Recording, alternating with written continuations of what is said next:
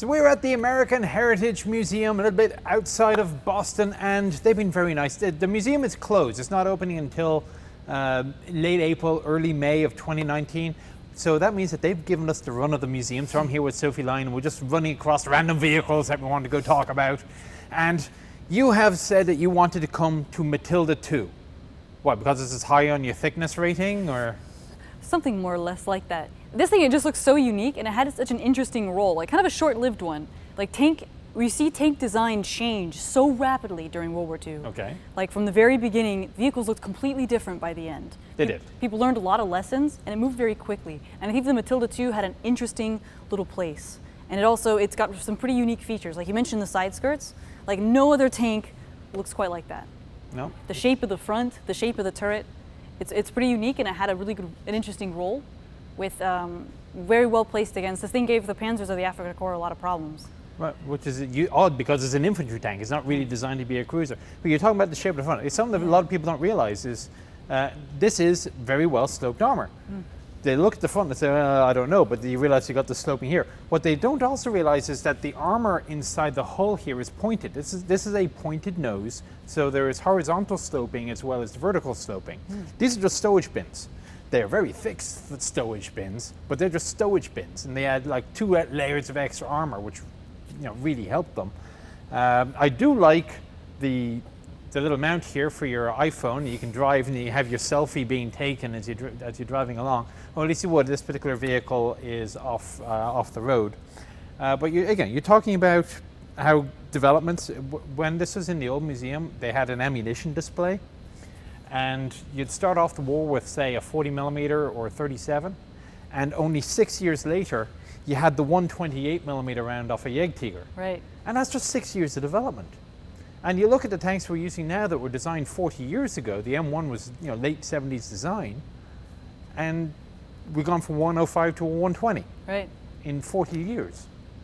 So yeah, you're saying the speed of tank development in World War II is absolutely astonishing. There is nothing really that advances science and technology more than a good war. Right. The necessity level gets high and everybody decides they gotta get off their asses and work. It does cost a little bit in terms of humanity and blood and general life. Destruction of culture and... Yeah. Yeah. Is that really important? You win some, you lose some. Argue. You win some, you lose some. Anyway, so yeah, you mentioned the side skirts, and behind, of course, you got the suspension. So, the name Matilda 2. Right. So you said reference Matilda the Duck. Very, very common theory. Yeah. Now, if you watch the operation thing, like David Fletcher is talking about the origin of the name, and he says something like, in the archives, they came across a document before the first tank was ever even built, saying codename Matilda. And if you look at his book, The Great Tank Scandal, I love Fletcher. I don't know anybody who doesn't love Fletcher. He doesn't mince his words. I mean, I could be scathing about tanks. Fletcher does it, and he takes it to an entirely new level. It's an art form. He does. He takes it to an art form. Between that, so I mean, you saw him at Tank Fest, and they were doing his book signing. Yeah. And it's like almost nobody was going to see him. I said, dude, you're here. You're at Tank Fest. The living legend. And you're going to see streamers. Yeah. And other people who. That's why it's important to do videos like this to close the gap. People hear us talking about Fletcher. Go find out. You Yes. know? Go find. He does it on the Bovington Tank Museum website, Tank Chats and whatever. Very well worth his a series. look. It's amazing. Yeah. He's just so entertaining. Anyway, not that we are not entertaining. I do my best. Yeah, we try. Anyway, in his book, The Great Tank Scandal, he actually has the photocopy of the document that says codename Matilda before the first one was ever made. Matilda the Duck was a real cartoon character, but as I recall correctly, that character did not come into existence until the early 1940s. Okay. Long after this tank entered service. Right. Now, this is one of 2 tanks that I can think of that was in service at the beginning of the war and still in service at the end of the war. The other one being the Panzer III, and that was barely made it. Barely. Panzer IV. Panzer IV was there. Oh, sorry, I forgot about that one. Panzer IV was the only one in production at the beginning and at the end, but this saw service with, in Japan or whatever, and so Japanese tank.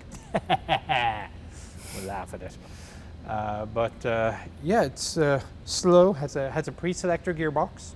So if you ever had the opportunity to drive a Route Master London bus? Regrettably not. No, It's on my bucket list. neither have I. Same principle. You figure out what gear you want to go into before you go into it. Huh. And then the pedal on the left, people think it's a clutch. It's not a clutch. It's the gear change pedal. So I will be in third gear in a few moments. You put it into third, and then when you need to be in third gear, you press the gear change pedal, and it changes gear. Huh. And it's apparently very, very easy to drive. I have not had, like you, I have not had the privilege or pleasure of driving either the Matilda or a Route Master bus. When they say this thing runs like a London bus, that's what they mean. The engines came out of a London bus, actually, as I recall correctly. So not only do you have the transmission, you've also got the engine. This is a bus. Yeah. Fantastic. So we were talking about the color scheme earlier. Yeah. The color scheme is actually wrong. But the problem is that when we told the devs in World of Tanks that there's too much blue in the color scheme, we changed it. They all complained, and we had to change it back to the more blue color scheme, which is kind of sad. Yeah. Anyway, all right. So, what else do you want to say about Matilda? When were these eventually taken out of service in the war? When did the British decide to stop using Well, the Matilda British tubes? decided to stop using it pretty damn early. Yeah. But the Australians used it all the way through to the surrender of the Japanese. You go to the Australian Museum in Puckapunyal, and there's many of these things in various different variants. Like, we need more bang out of our Matilda than this 4 centimeter is going to do. So let's put anti-submarine rockets on the back. That'll do. Yeah. It's kind of like whoosh. Okay, right, next bunker. Works nicely. Let's talk about the side skirts a little bit. Let's talk about more. Of course, there are problems with the side skirts. These look really complicated. Like if you have to fix something with any of the road wheels, or if there's any mechanisms behind it, this looks like a huge pain in the backside. Pain in the arse to undo, and you were doubtless correct. Big mud chutes, so when you get mud up here, supposedly it was falling through.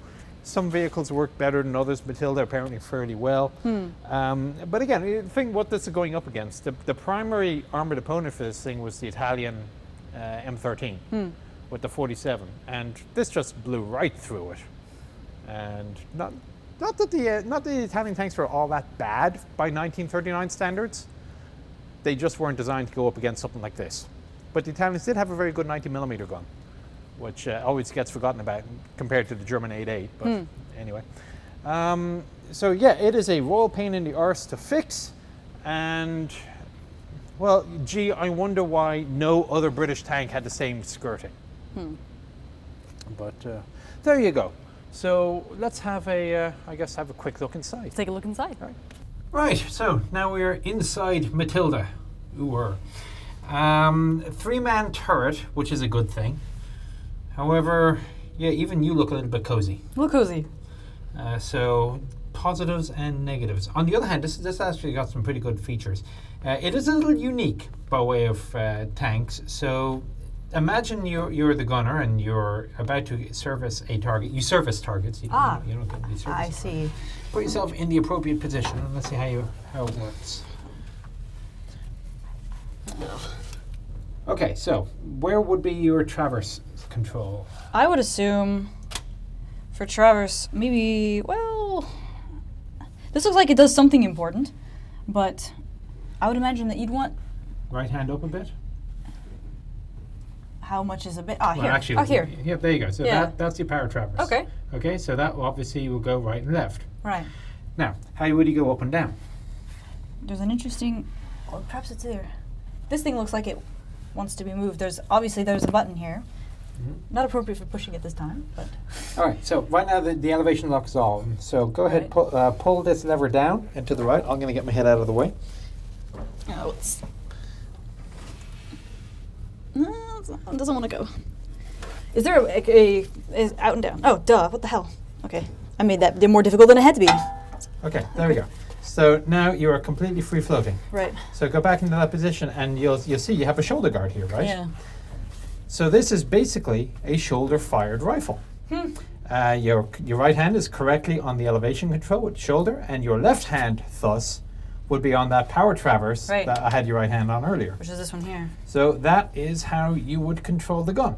Cool. And it's actually a sort of a form of stabilization because you can, as the tank is bouncing around, you can adjust much more quickly with the shoulder system than you would with the geared system. But of course, there's a problem. You can't use this on anything bigger than the 6-pounder gun. You try this at 75, it's too much mass. You can't control it. But this was pretty common for the British tanks at the time with the shoulder guard, as I say, up to the 6-pounder. Yeah. And with a very good turret traverse system that the Americans actually found very useful. And the other nice thing about it is that there's actually, if you have a look at the turret traverse handle, there's a lock. You can lock it all the way to one side. And it's because it's connected to the engine. So if, let's say, you bail out of this tank and the gunner the driver can't get out because of the way the position of the gun, is he cranks the engine over, and because your turret traverse is locked over to one side, it'll spin around enough that he can get out, at least in theory. But how did it work in practice? Well, the engine had to work, the turret had to be not jammed, and the driver still had to be able to get himself out of the hole. So Okay. Well, yeah, the turret not being jammed is kind of an important feature. it is when you're trying to traverse like that, yes. Yeah. But anyway, go ahead, lock it up, back in elevation again. Let's see if I can. It's a little bit. There we go. Nope, we still don't have it. Yeah, it wants to go. You missed completely. I missed completely. It doesn't want to go back over to the right. Is the problem? There it is. There we go. Right there. You are now secure. Excellent. So elevation lock, and of course there'd usually be a travel lock as well somewhere that prevents the turret from spinning as you're going around. What can I say? This is a very simple shaped turret. Again, nice and thick on your thickness. So you were talking comfort ratings. Right. My comfort rating for this is definitely on the lower end. This is more like a 4. 4 out of comfort. Yep. And so on your thickness scale. Well, you have to kind of look at. I look for the thickness scale. Like there's the overall thickness, right, in which the mouse is the top, right? But if you're looking at overall thickness, it kind of isn't fair. You have to kind of look at it. Like I said, the Matilda had its piece. It had its chapter in the story of like tank. So looking at it at the time, it's quite thick, quite a thick vehicle. Yes. So it hits probably about a 7. Complete with the side skirts, the big side Exactly. So that's a 7, 7.5 on the thickness scale. You can't really look at the whole. Looking at the whole picture of World War II, it's sort of you have to kind of. What's the chapter? Are you familiar with anybody else that evaluates tanks on a thickness scale? No. If there are, I should like to meet them. If you evaluate tanks on the thickness scale, please message Sofilein. We have some things to discuss. Another nice feature. We got the we have the number 19 wireless set, which you will notice has I saw that. Cyrillic writing. There's some of that on behind you as well. Now, what is this? Would it have anything to do with sort of the Lend-Lease features at the time? It would. Of course, the British sent a lot of equipment, Matildas and radios, over to the Soviet Union. And as a result, when these vehicles are being restored, you will find a lot of these number 19s or the intercom systems are actually they were found in the Soviet Union and they're brought back and they never changed out the nameplates. So that's why you have Russian markings in here. Nice. See, there's always more to the story. It's not just the features of tank versus other features of a tank, but there's always some little more to learn. Or yeah, how did this show up? What did the Soviets think of it when they got this Matilda? It's kind of going, hang on a second, it's the size of our BT-5, but it's so not a BT-5. But again, so I mean, this is an infantry support tank, and they have a main gun that doesn't shoot explosive rounds. Oops. And, and the thing's not even fast enough to run over people. not quite what they were looking for. No. But it had its chapter. It did, and again, the Aussies loved it, and I mean, it was reliable, it was solid. It just didn't have a big enough gun and enough room for Europe. But for the Pacific theater, can't complain. It did its job. All right, so where do you think we ought to go next? I don't know. We'll find out when we get out. Come Yeah. back in part 4. Where will our heroes end up next?